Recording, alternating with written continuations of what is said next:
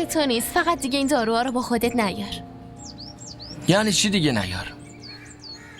همیشه من میگیرم، من نگیرم کی میخواد بیاره تمنا؟ خودم میگیرم.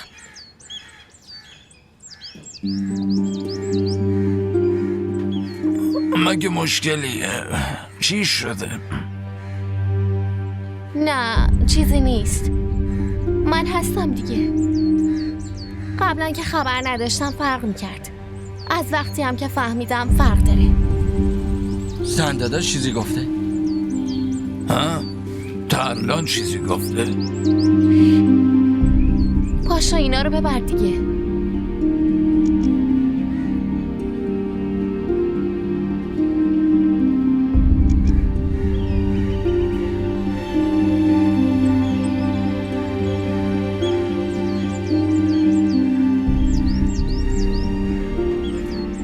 منم دخترتونم دیگه عمو جان. گرفتن داروهاتون وظیفه منم هست. ترلان چی گفته؟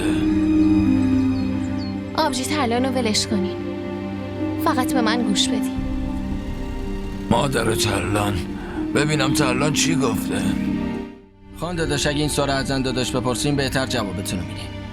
الان اصلا حوصله سوال جواب ندارم. حالا اون پیتزا رو بده بخوریم، منم حالم عوض بشه.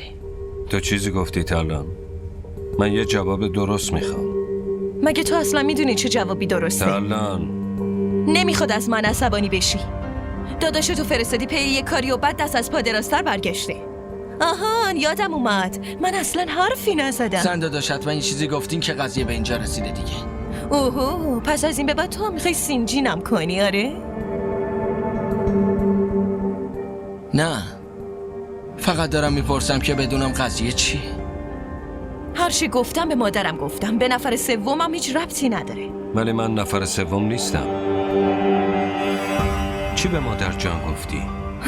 چرا به جای که از من بپرسی نمیری از همون مادر جونت بپرسی؟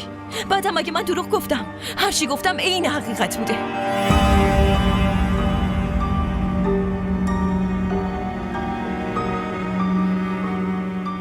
خودم میفهمم چی به چیه.